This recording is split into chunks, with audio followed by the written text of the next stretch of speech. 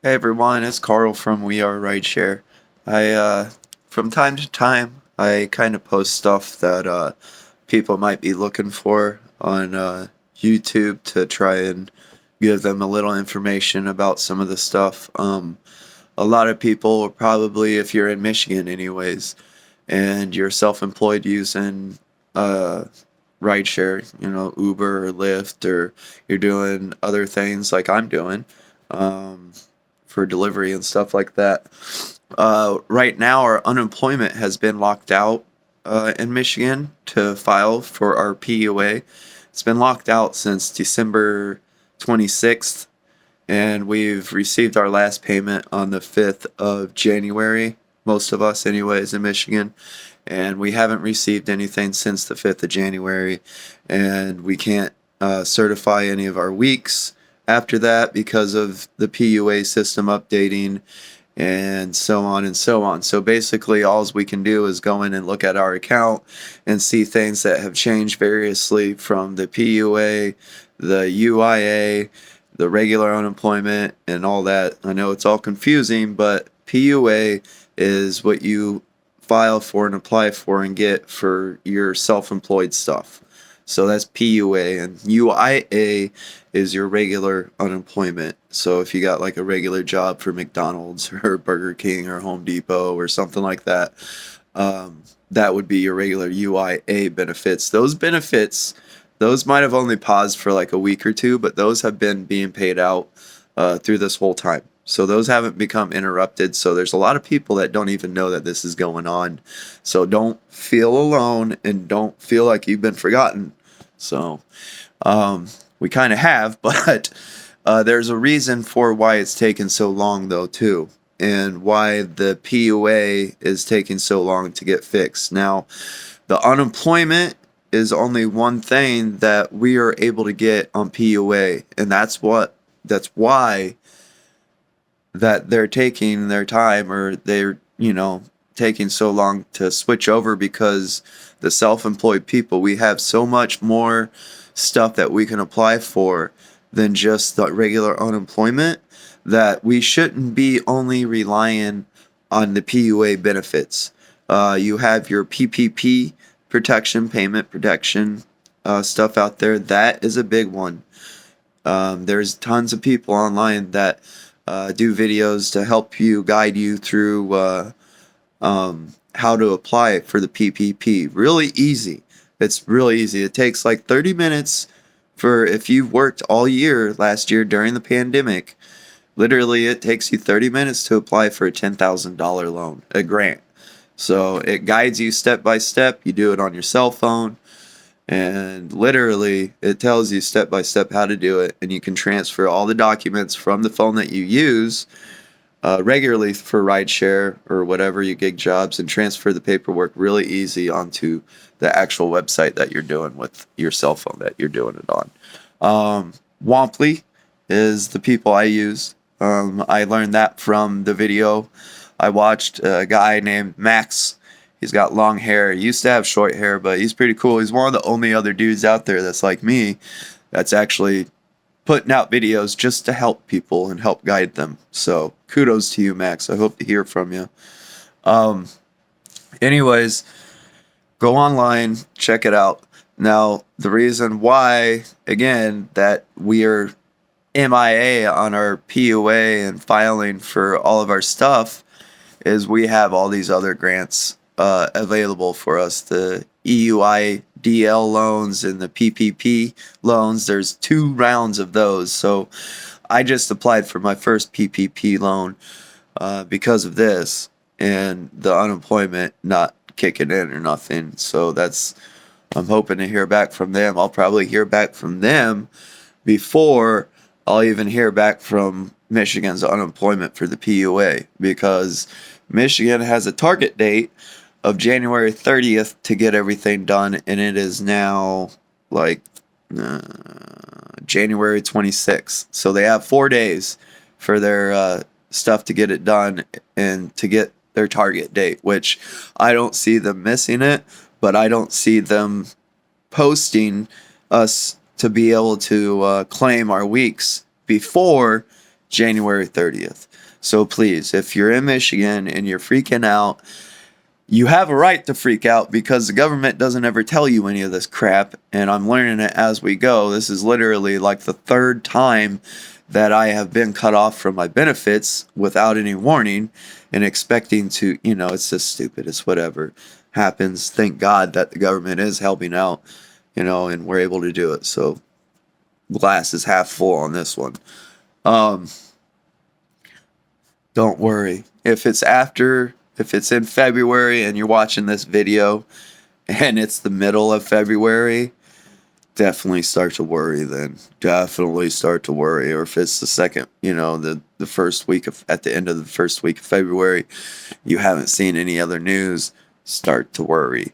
But right now, I know it's rough, but don't freak out because I'm explaining to you that they look at it, the government and the state looks at it like we have all these other options that we can apply for, and they want us to apply for those because they're there and available, and it'll help take the strain off of just the regular unemployment bank too, because that's the simplest and easiest way that people know how to claim and get help is regular unemployment. Then you have the PPP, the first and second round for that, and then you have the ediL loans. So please, if you're self-employed, get that hustle belt out. You're gonna need to work at it a little bit, but you can get yourself $20,000 or $30,000, throughout this beginning of the year if you worked last year and you didn't sit on your butt and you went out there and you worked during the shutdown and you can prove it or before. And if you can prove the difference between January of this year, January of last year, you can get the second round of PPP. And if you've already gotten the first round, you can apply for your second round. And you have to show a 25% reduction in your monthly earnings from the last year to this year. So it's real simple. It's not that hard. It seems complicated because most of us aren't used to, doing stuff for self-employed businesses and everything like that. So we're not used to being able to have to do all the paperwork and all the blah, blah, blah, blah, blah. We just go in, clock in, get our checks, and then leave for work. When you're running your business like this and it's categorized as running your own business, but you're a one-person employee and you don't have any employees, you're still running your own business. So don't sell yourself short.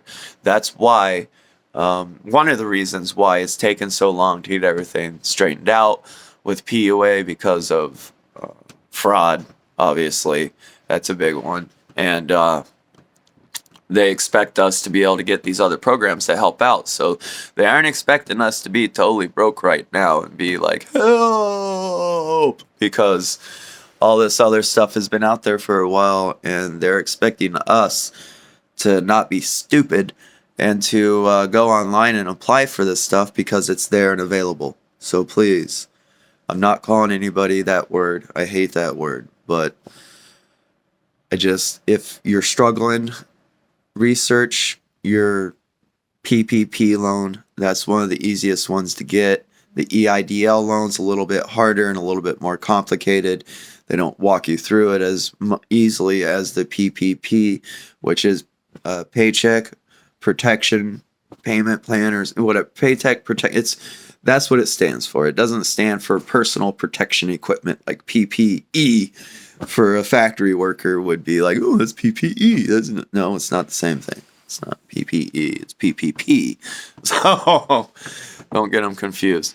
But just saying, go out there and get that help, you guys. I know there's a bunch out there that are struggling like I am and that aren't realizing that it's really easy to get all this stuff, because I didn't realize it until I started to research and wonder what the F is going on here. Like, why aren't we getting our money? Well, we're self-employed. We aren't like regular people. We don't do our crap like hourly wages. So their stuff never really got shut off or interrupted. Ours did, though, because they're expecting us to be smart and be able to apply for these other opportunities to be able to get help through the government through our own business plans. So Just putting that out there, you guys. Don't freak out if you haven't applied for any of the other stuff. It's there. Apply for it if you want to. Apply it, don't. And wait for the unemployment if you don't. I'm just giving you guys a heads up in case you're freaking out, trying to type on YouTube, why aren't I being able to claim my weeks, and worrying and freaking out because I've done it tons of times and it sucks all through this past year. All kinds of problems everywhere. Everything from the fraud alert protection going off to my unemployment being raised because I turned in everything that I was supposed to turn in when I filed and actually turned in my correct earnings from Lyft. They locked me out for over a month on that. All I needed was a manager to click a enter button and approve my raise in unemployment. But since I actually turned in my paperwork 6 months to 7 months prior to that, and they're just now getting around to working that out, they locked my account. They first sent me the difference to what they owed me, and then they locked it, and then I had to wait a month. But so there's a lot of confusion going on out there with the system. I know there is, because we're getting payments that people don't know what they're for. Just all kinds of stuff is just hitting your bank. You're like, oh my God, I got money. I don't know where it's from, but I got it. Thank you, government. So just letting you guys know. All right. Your account's not messed up. It's just the government taking their time. So please take a breath, sit back. You can't control it. Get that hustle on. The government considers you self-employed. You're a business owner. You should have a little bit of capital saved up. Start thinking like one a little bit. You're going to have to now. And have a little bit of savings that you can have a buffer for about a month or two from now on. And this is just a rule that, learn from our mistakes. As long as I learn from my mistakes, they're not mistakes. It's just a lesson. So what I've learned from all this COVID stuff and everything is that you have to have at least a month to 2 months worth of income saved up and available for you at your disposal at all times. That is a nest egg that you have to have when you're in this industry. Then there's other things out there for insurance, like as far as if your vehicle is crashed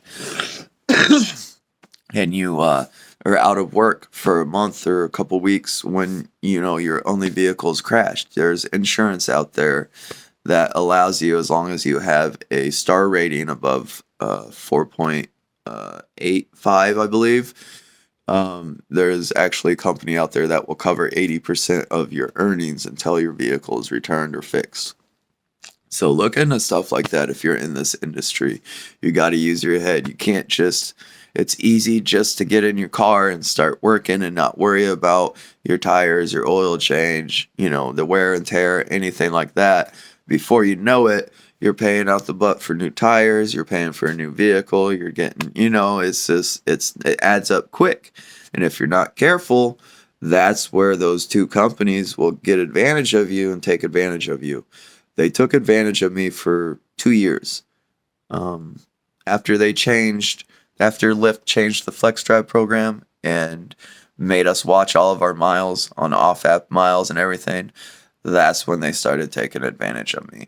So I worked for over a year for them to pay me pennies, and my bonuses got paid out individual driver. That's the main difference between the two right now with Uber and Lyft. Lyft pays out per individual driver, and I'm getting this out to as many people as possible because that's the main difference between Uber and Lyft, and I want everybody to know that Uber pays out better per individual driver than Lyft does. It's simple. All you gotta do is look at the way they pay out their bonuses.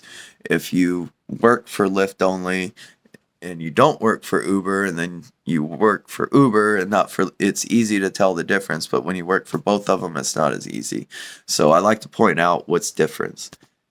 in my other videos. So this is just leeching on to about the unemployment. So I'm not going to get into that about my other videos, but this is just an explanation of what's possibly going on with your unemployment in Michigan. So please, if you're in another state, I have no idea about your PUA.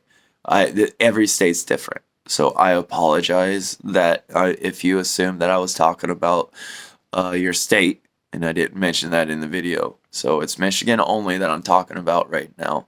So other than that, I have no idea. It could be similar situations, but I'm not going to sit here and tell you that I know and feed you stupid, just my opinion and not actual knowledge. So everybody stay safe out there. Please don't freak out. Stay strong. Stay safe. I know it's rough, but damn it, if you're doing this industry, you can adapt and you know what you have to do to be able to survive. And I know a lot of us are out there doing it. So everybody stay strong. Be safe.